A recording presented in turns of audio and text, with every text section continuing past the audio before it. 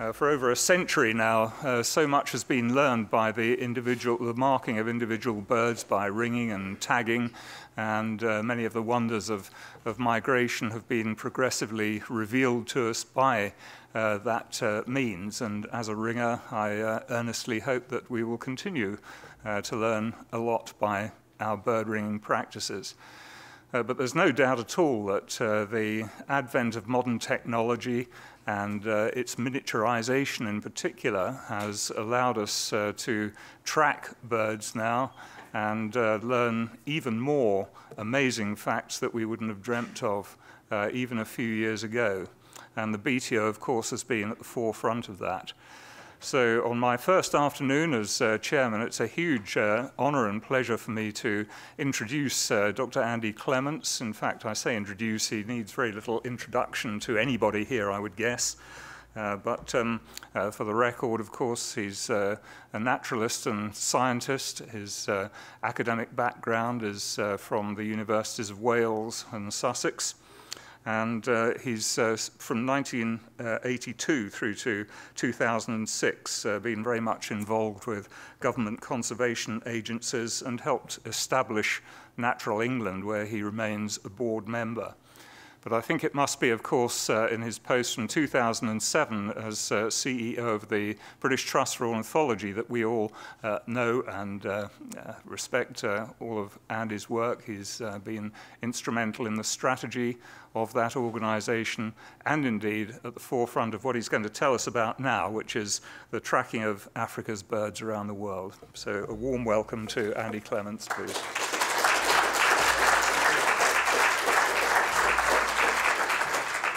Good afternoon, everybody. Thank you to Charles for a very kind introduction, and thank you to the African Bird Club for inviting me this afternoon, particularly to Keith Betton, who was the person who made the invitation. But Keith, as we all know from what was said earlier about him, has always been very encouraging and supportive to me personally, because he's been helping us through the council and now vice presidency of the BTO. So thank you to all of you. So positioned as we are in the UK, in the Afro-Palearctic flyway, tracking the journeys and destinations of migrants is challenging, inspiring, and interesting. And what I'm going to do over the next half an hour or 40 minutes or so is briefly demonstrate the scope of what's going on more generally with respect to some African birds. Then I'm going to describe some amazing findings from two particular aspects of BTO's research on migration, and finally just point to some future directions. And underpinning everything I'm going to say is a passion for understanding the whole annual life cycle of birds so we can better conserve them in a difficult world. Tracking is the issue of the moment, and the diversity of bird species being tracked now across the globe is very, very broad. You will know, I'm sure, of detailed stories about northern bald ibis and sociable lapwing, but there are huge numbers of species now being tracked: vultures, storks, raptors, shorebirds, gulls, herons, and indeed passerines. And last week only, the BOU, British Ornithologists Union, annual conference was devoted over 3 days to the subject of tracking. And appropriately, because I wasn't able to attend in person, I was able to remote sense it through this Twitter feed. Tom Evans did a brilliant job in summarizing what everybody said was an outstanding conference, looking at the diversity of tracking birds across the world. African penguin, not something you'd immediately think of as a species that we can benefit in understanding terms from tracking. But Rory Wilson indicated that combining different methods of looking at what the behavior of this bird is doing you can understand things about its diving ecology and feeding ecology, even having a sensor, a movement sensor on the bird's beak to understand that when it's in a dive, it opens its beak to feed, you know it's catching its prey. But of course, as Charles quite rightly said, we've been tracking birds for 100 years, not always with a huge return of effort. So 54,000 swifts ringed in Sweden over that period of time, but only one recovery ever south of the Sahara. And we'll come on to the details of what we now know about swifts later in the talk. And many organisations are indeed working on tracking of a variety of sorts. The RSPB, for example, are very active in migration research, and at the BOU we heard from John Millord, who's working on wood warblers, one of the species which winter in sub-Saharan Africa in the humid zone towards the south of that West African bulge that we'll focus on again in a minute. When we do put marks or tags or devices on birds, it's an intervention. And we have to remember that the bird's welfare is ultimately the most important thing, and ensure that the marking or the tagging of the individual birds doesn't impair them in any way. And also we have to understand that it doesn't affect their behaviour in ways that would invalidate, if you like, the research that we're trying to do. And Will Cresswell's talk at the BOU demonstrated that was the case very much for windchats, where there was no tag effect. The controls of birds that were not tagged and those that were, there was no significant difference in what they were doing. And then finally from BOU, we can combine different methods. So combining tag data with stable isotope measurement, which tells us about source and where the birds are going. We can look at both of those methods to connect breeding and wintering areas across the globe. And Tom Finch did this for populations of European roller, leapfrog migration in this case. When I started tweeting about the fact that I was coming today to this conference, people started contacting me. Guust Breur, that's probably not how you pronounce his name, but Netherlands names have never been easy for me, contacted me about the West African Birds database and wanted me to mention it in this talk. I'm very happy to do that because the illustration he gave me is indicative of the spread of our knowledge around tracking and understanding migration of birds. As that database tells us, the country of Niger is now connected through ringing, marking, data logging of birds to 93 other countries in the rest of the world. So that gives us an idea of the general scope of this issue of understanding the movements of birds through marking and tracking. Given that here we are in the UK as part of the flyway, as I mentioned before, let's look a bit at the context around why we want to track birds. In addition to distribution, the BTO, through its atlas here, published in 2013, is able to understand abundance information, and because we have a series of atlases going back through time, we can understand abundance change. The other thing about atlases that I want to mention right now is that it reminds us that volunteer birders can contribute very substantially to migration research. Abundance change. This map on the right of spotted flycatcher, the dark greyish areas are where the species is declining in abundance, the orange and red areas where it's stable or increasing.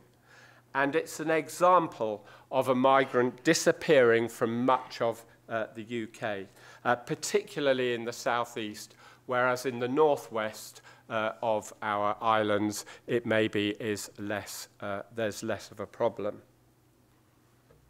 And for the first time through our atlas, because of advances in statistics and computing power, we can begin to look at the change of abundance in species groups together.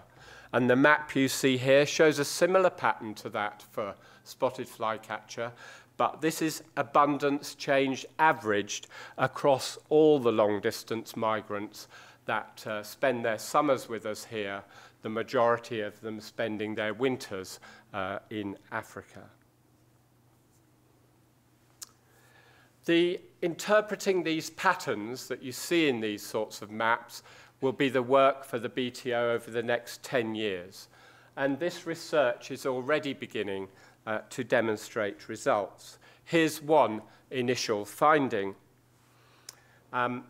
Windchats within the UK have migrated altitudinally upwards over a period from 1988 until around 2010. Their habitats that they're choosing, the habitats that they're remaining in Britain, are upland habitats. And this bird is now more or less exclusively an upland bird. These areas are where the bird is and always has been. The black triangles facing down are where it was and it is no more. And the areas where there are a few up arrows are where the birds are increasing. An initial analysis of that pattern shows that they're migrating up the altitudinal range within Britain. And indeed, more or less the only place in lowland southern England where windchats now occur is Salisbury Plain. And any respecting windchat would take one look at Salisbury Plain and think it was an upland anyway.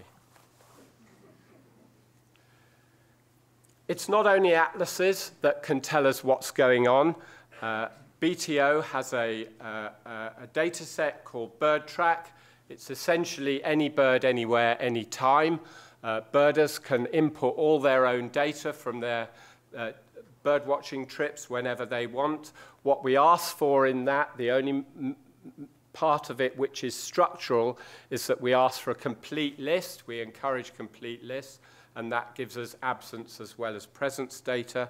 And as you can see from the bottom of that slide, in 2014 we had nearly 5 million records submitted to BirdTrack by birdwatchers in the UK.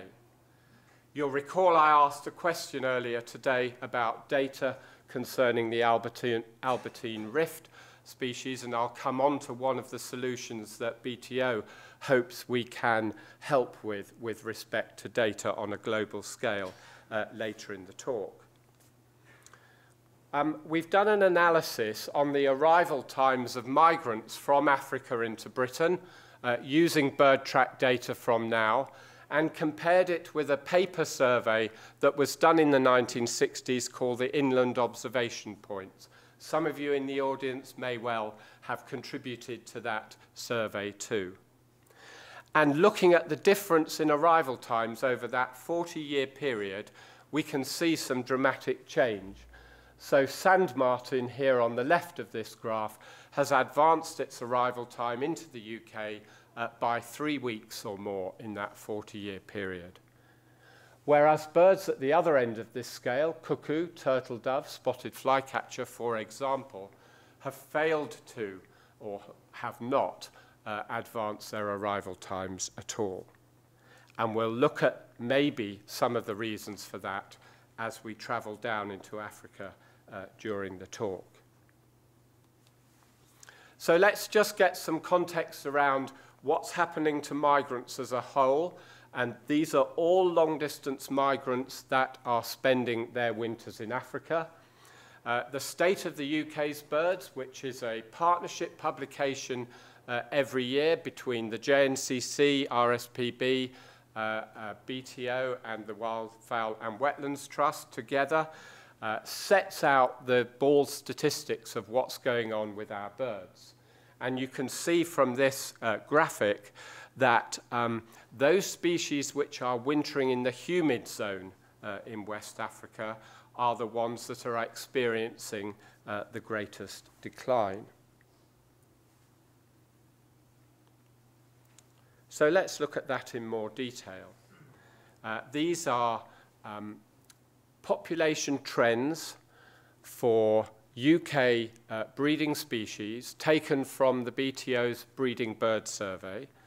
And for those species towards the north of that region, wintering in the Sahel, species like whitethroat, sedge warbler, sand martin, and so on, their population trends are broadly stable or increasing. Whereas when we move further south, where birds are wintering in the humid zone, in the tropical rainforests approaching the coast of Ghana and its neighbouring countries, a whole range of species have got declining populations trends in the UK. And the questions arise straight away when you think about the whole life cycle of these species. Is it things that's going on in the UK that are making a difference? We saw for windchat, for example, that habitat choice for one reason or another in the UK was affecting them. Or is it things going on in Africa? So we decided to have a look at where Afro-Palearctic migrants are in West Africa. Here we have our own big hairy researcher from the BTO, Chris Hewson, in West Africa, accompanied very importantly by local ornithologists in Ghana and Burkina Faso. And over a period of 2 or 3 years, in partnership with the RSPB, Naturama in Burkina Faso and the Ghana Wildlife Society, we carried out on-the-ground surveys, transects, like the Breeding Bird Survey in the UK, that kind of method, in different habitats ranging right from the north in the Sahel all the way down into the rainforest on the coast of West Africa, looking at where we might be finding Afro-Palearctic migrants and also undertaking ringing studies alongside those transects to find out where the birds were and what their use of habitats was. And we discovered straight away differences.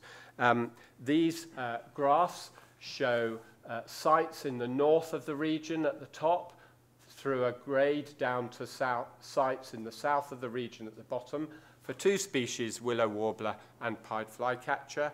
And essentially what willow warblers do is they arrive towards the north of the region, and throughout the winter period they move south through the habitats down towards the coast, whereas pied flycatcher operates a very different strategy. Pied flycatcher flies into the more southerly habitats straight away and stays there all winter. So immediately we began to find some interesting patterns around the way these birds are using habitats within Africa. And it's that kind of knowledge that begins to underpin our understanding and our search for solutions to conserve these birds. Nightingales, a bird of the moment itself. Nightingales are experiencing around a 90% decline in their UK population over the last 40 years. And of course, right at this minute, they're the subject of a case in Kent where the government want to encourage the building of houses on a very important site for nightingales, Lodge Hill, and that's been called in by the Secretary of State. We wanted to know where nightingales spent the winter, and let's get back to tracking using modern technology. This is a geolocator, an archival light level recorder, and it basically has a clock and a calendar and a light sensor in it, and it's fitted on a nightingale there. And from that, if we recover that the following year, when the nightingale comes back to its breeding site, we can download the data and find out where the bird has been. And these are the tracks from our nightingales that we started to tag in Grafenwater. And you can see the green route is the route that the bird takes. The yellow route is the route that the bird takes on its way south through Iberia and round the coast of West Africa, wintering for most of the period in around the countries of Guinea, Senegal, Guinea-Bissau, that kind of area, and then returning directly once again through Iberia in the spring. So what about this old technology, ringing, that we've been doing for 100 years? You saw the statistics around swifts and south of the Sahara. Here we have a record of a cuckoo, and this is the only record up until 2011 that we had of a marked cuckoo being recovered in Africa south of the Sahara. And this bird, as it says there, was ringed not too far from here in 1928, and in 1930 it was recovered in Cameroon in the pot. Been caught by an African and was being eaten. And that is the sole record in 100 years of ringing. Now, I don't want to hammer ringing at all, because ringing has an increasingly and very important role in understanding the wider life cycle aspects of birds' life cycles. We will need constant effort with ringing, both in terms of adult survival and dispersal, to help us understand the whole life cycle aspects of birds and where the pinch points are with respect to their life cycle. So ringing is going to continue to be a very, very important tool, despite the use of modern technology, which can tell us so much more. So in 2011, we decided to start a satellite tracking program of cuckoos. And here you can see one of the cuckoos, one of the first cuckoos, with a tag on its back. It looks unwieldy, but you'll remember what I said at the beginning about the need to make sure that these tags aren't impairing the bird in any way. And this tag weighs less than 3% of this bird's body weight. And that is one of the criteria that the independent panel in the UK use when they decide whether or not these tagging studies can go ahead. But the benefit of having a satellite tag, and this one is charged by sunlight as the bird carries it around, is that it gives you unbiased information. You can see what's going on throughout the whole life cycle of the bird, summer and winter. And you can follow what's going on in near real time. And it's not only researchers that can follow what's going on, any of you can follow what's going on too. If you go on the BTO website, you'll see where our cuckoos are now. So over the past 4 or 5 years, we've now tagged 47 cuckoos, and it's been one of the most successful projects we've ever done. All of the cuckoos have been named. By naming a cuckoo, sponsors cover the cost of that, which is roughly £3,000 a year for each cuckoo, 2,500 for the tag and 500 for the satellite time. And because cuckoos also show an abundance change pattern within the UK that is similar to that for other migrants I showed earlier, we wanted to look at whether there were differences in their performance around migration, depending on where these birds come from. So we started off with birds in the southeast.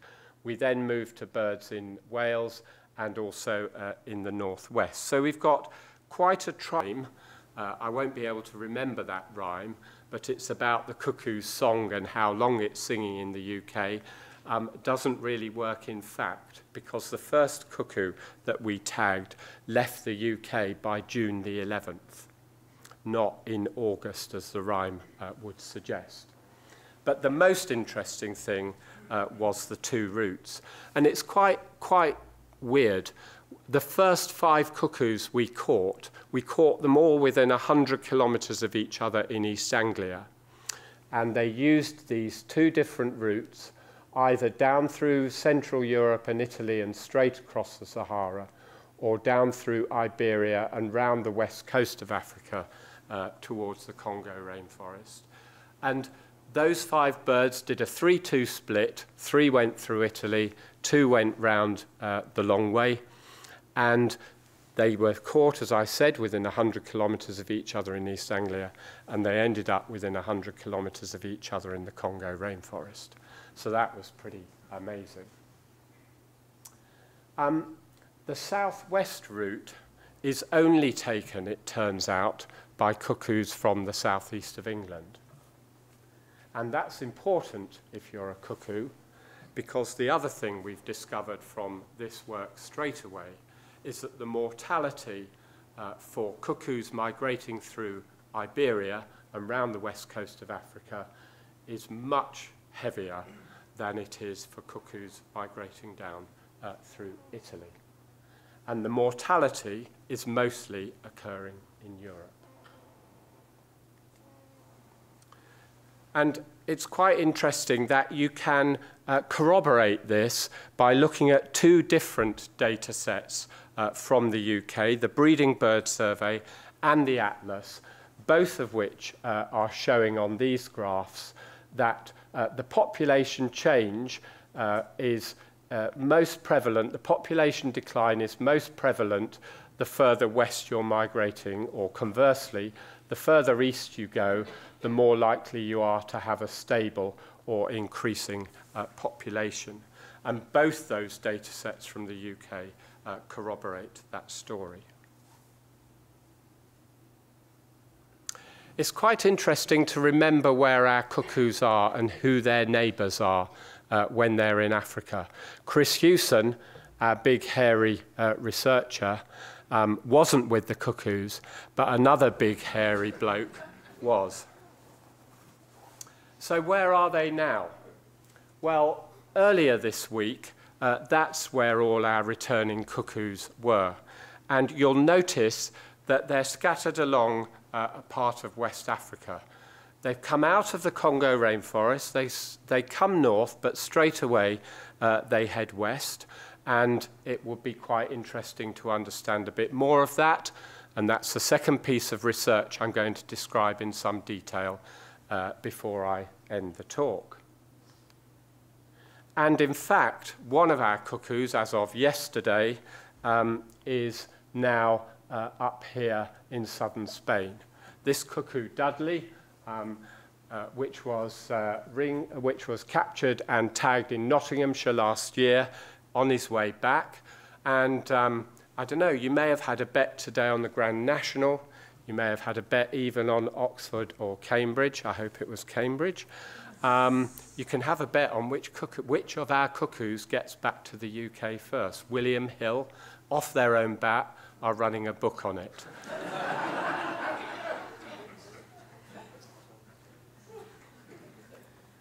I want to focus on a cuckoo we've called Chris. And, you know, I've been talking about science all through this talk. And one of the things that actually I meant to say at the beginning and I forgot that's really encouraging about this conference today is that, you know, the African Bird Club is run by volunteers. We're amateurs, if you like. I don't like that word, amateurs. We're skilled volunteers, aren't we? And the whole day has woven together the thread of science, birding, and conservation. And I think it's really important that we always do that. And one of the things that the BTO has done in communicating the science around our cuckoos is to try and do it in a very engaging way. So this infographic is about Chris the cuckoo. And Chris the cuckoo right now is one of those dots in West Africa, and his tag was put on in 2011.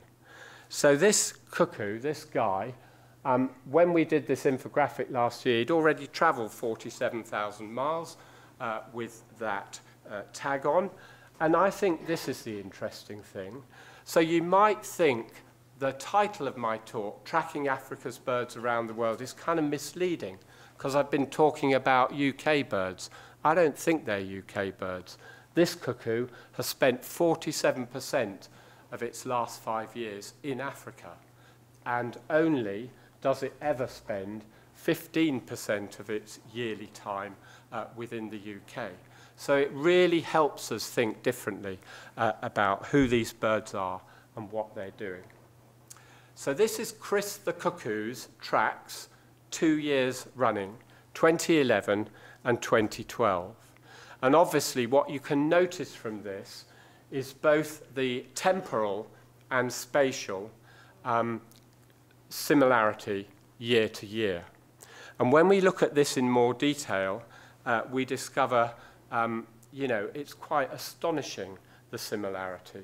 So the red bars on here are both Chris the cuckoo, number 2 in this case, and they indicate stopover time, time during the year where this bird stops and undertakes some other activity, stops migrating.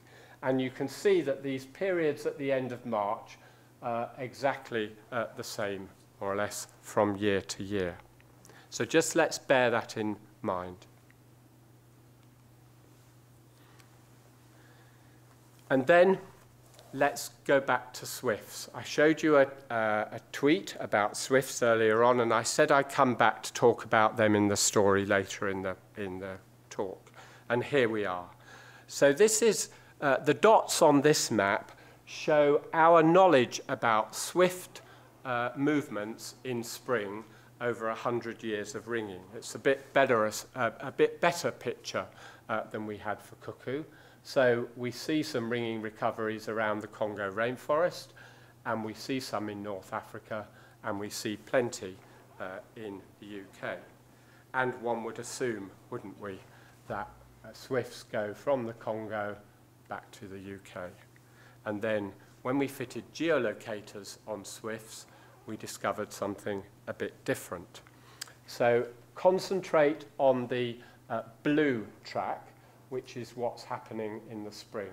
So the first movement that swifts make when they leave the Congo rainforest is to fly 2,500 kilometers across the Gulf of Guinea to Liberia, which doesn't seem to be necessarily the thing you might think they would do. And also, when we look at the relationship between their movements and their time when they stop moving during the migration period, we see the same pattern that we did with cuckoos. So here is swift number 6 in 2 consecutive years, and it has a very similar, in red, stopover time around the end of April in West Africa. So what is going on here? What is this similarity about? This is a bit of the talk I don't really know much about, so you may guess that from my hesitancy, but as I understand it, this line is called the Intertropical Convergence Zone. And this wavy line moves up and down the tropics during the year and causes rain. And as I understand it, it's not controlled by climate, but it's controlled by the moon. And that movement is predictable. And the blue areas on these maps here in Africa is where it's raining in late March, in this case. And if we look at the next slide and focus in on that rain band through that movement up and down around the equator, we can see that in late March, the rain is just beginning to tip into West Africa there. And if we then superimpose on that where our cuckoos are at that period, that's where they are. Let's move on a month, and the rains have moved higher through that movement of the zone, and they're now much further, the rain is, much further west now, and we look at where those swifts were stopping over for that consistent period from year to year, and they're where the rains are further west. And what we think is happening is that both of these species, and others too, we've got limited information from nightjars, both of these species are moving into West Africa, coinciding their arrival at the part of West Africa where the rains arrive, because then there's a burst of emergence of insects which fuels their migration north across the Sahara. And it's only that burst of insect life that gives them the opportunity to make that hazardous and very energetically costly journey north across the Sahara. And because the movement of that convergence zone doesn't change from year to year, you'll recall the slide I showed at the beginning of the talk where cuckoo, turtle dove, other species haven't advanced their arrival time into Britain, and they're the species that are declining most in our migrants. We might be beginning to put both ends of that story together to understand what one of the constraints is for a number of these species in their migration journeys. And that it is therefore the constraining nature of the stopover quality which is affecting the spring arrival of these species in the UK, and therefore perhaps having a detrimental effect on their population more generally. So I just want to look at a bit of the future now towards the end of the talk. So what we've been doing is trying to look at drivers of population change that act on the life cycle, the annual life cycle as a whole. And we've found out that it isn't only things like climate change and land use. There will be other things too. And really using this technology, it's the first time that we'll be able to explore all parts of the annual life cycle and the pinch points. We know that routes matter, we know that stopovers matter, and so it's not just the things that we originally thought might be the case. And we need to continue doing this work to understand more about the underlying mechanisms. It would be good to know the impact of the slaughter of migrant birds in the Mediterranean. It would be good to know the element of this that is about drastic habitat change and desertification in parts of Africa where lots of these birds are using the habitats.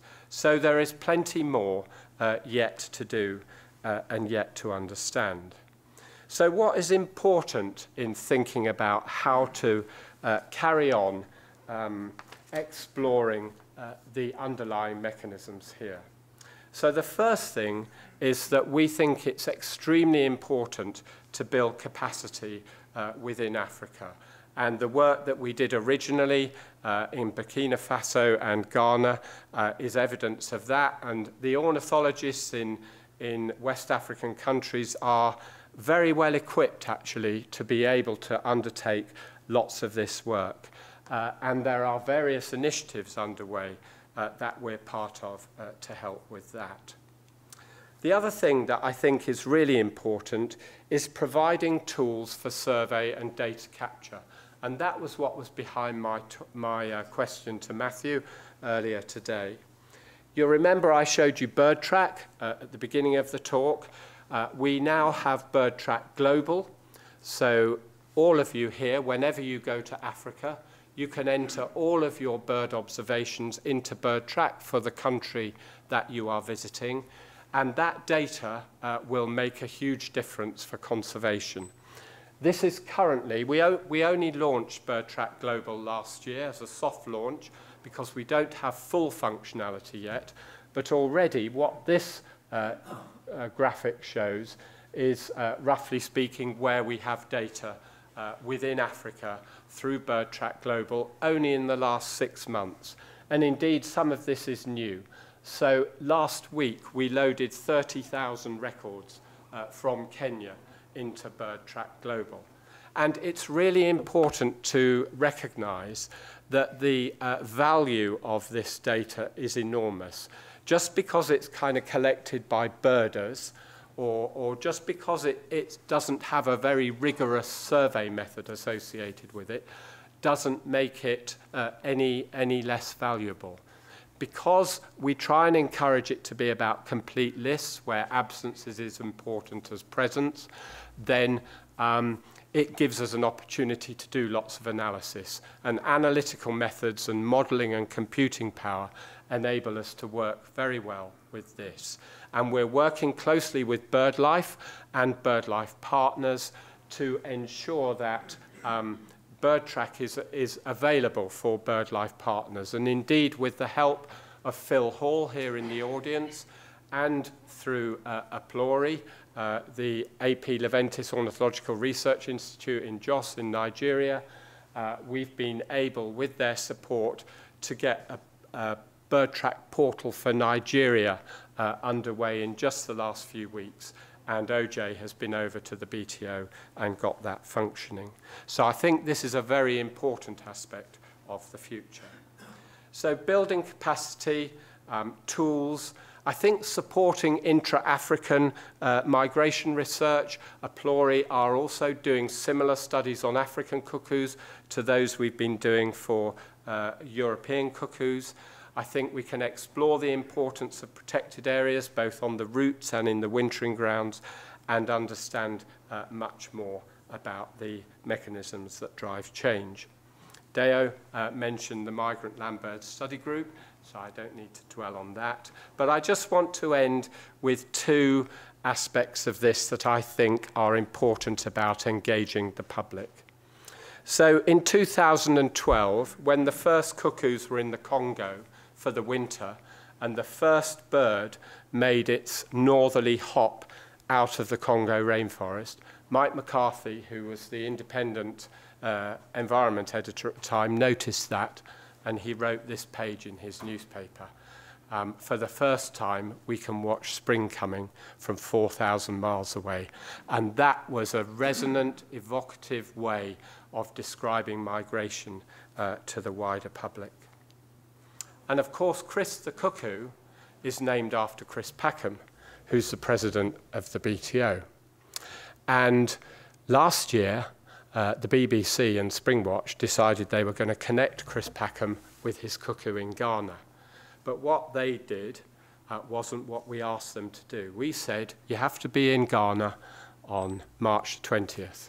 And on March the 18th, they phoned up and said, is Chris the cuckoo in Ghana yet? And we said, no, but where are you? And they said, we're still in the UK. We said, you need to get there because he will be in Ghana. And they said, oh, we're not going till he gets to Ghana. And so he got to Ghana on March the 19th. They flew to Ghana on March the 20th, and they got up with Chris Packham on March 21st to go and look for him. And Chris the cuckoo was already in the Ivory Coast, and they missed him. But the story got better, because what we did was we connected Chris Packham up, and here he is looking at Chris the cuckoo when Chris the cuckoo came back to East Anglia for his 4th time. Thank you very much. Superb.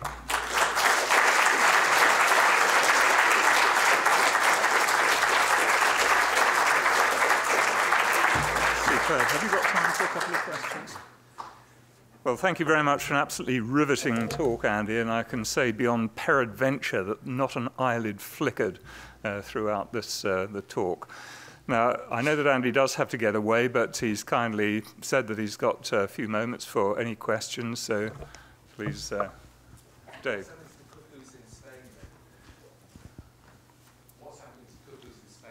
Can you just ask it in there, because they can tape it? What's happening to the cuckoos in Spain? What we think is that, particularly in one of the years, I think it was 2012, there was a lot of drought and forest fires in Spain in the autumn. And I think cuckoos are struggling at that point. they leave the UK, they make landfall in southern Spain, and if the habitat is not right or if the food is not there, you know, they're going to struggle, and we think that's one of the things that's happening.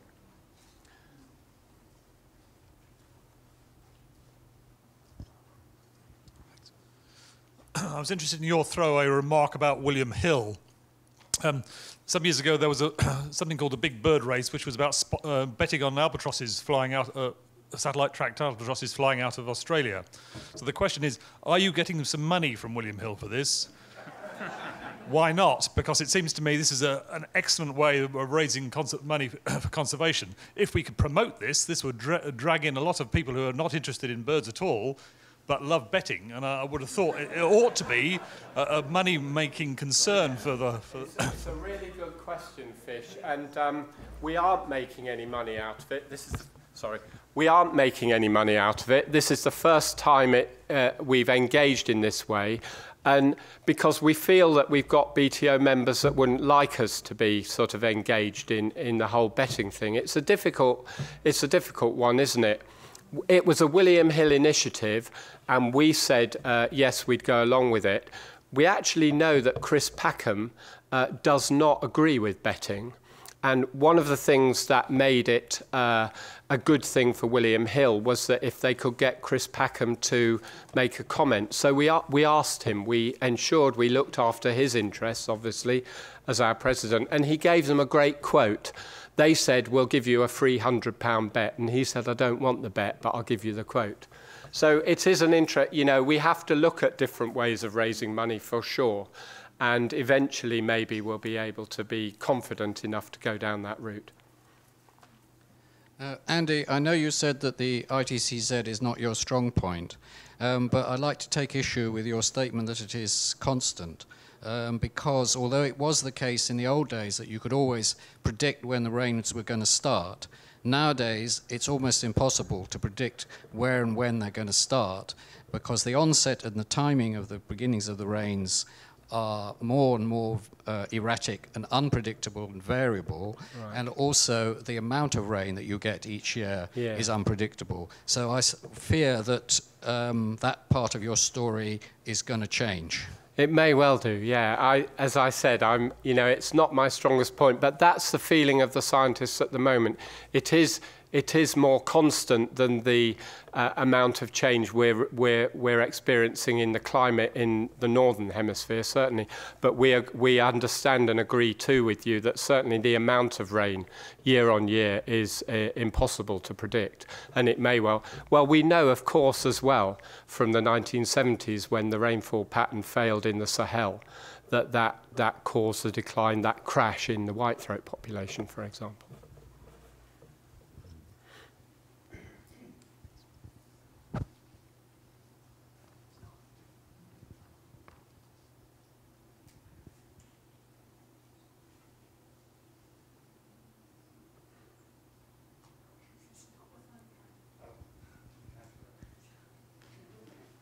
Just shout.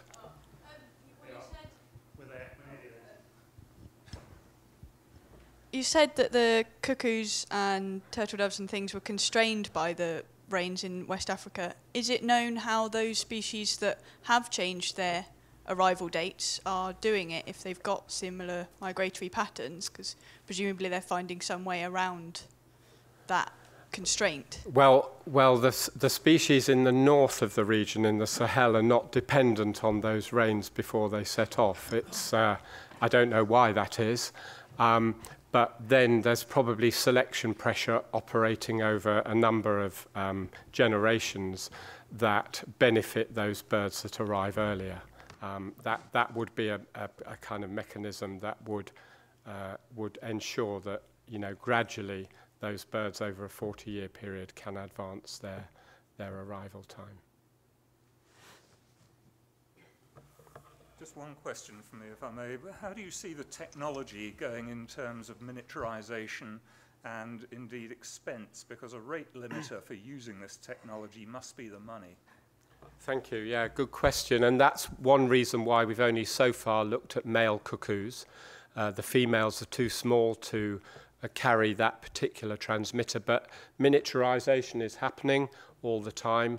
BTO are part of the process. We're part of a group now designing specific technology for birds, and I'm sure the day will come when we can put satellite tags on small passerines.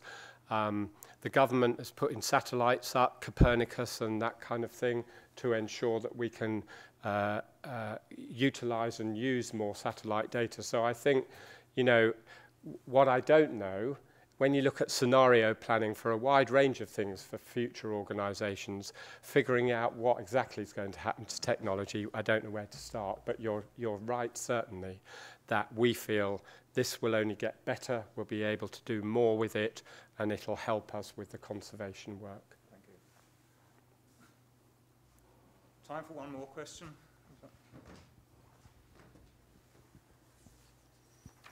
You mentioned bird track in East Africa.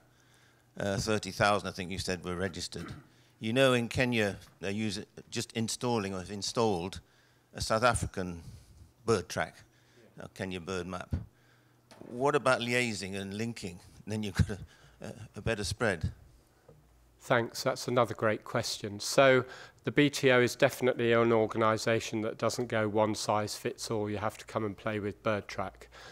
We're working with the Cornell Lab of Ornithology in the States and so far we've got eBird, which is their version, and BirdTrack talking to one another. And in Europe, we're working with a range of European partners to ensure that their systems also talk together. And that will be the case for Africa too, with the South African system. I think the goal is to produce what I call a facilitative platform that enables all the databases to come together such that you can then analyze data at any scale, right from local up to global. And it's a very important point. If, you know, there are others out there that are trying to get everybody to only use their system, and I don't think that will work. And the work we're doing with BirdLife is very much about here's BirdTrack as a facilitative option should you choose to use it. And if you choose to use it, we can give you those things that will help with standards and so forth. Thank you very much. Well, I think I can say with confidence that Andy Clements has given us the opportunity to commence our migration home with a definite spring in our step, and I'd like to, all of us, to applaud a superb.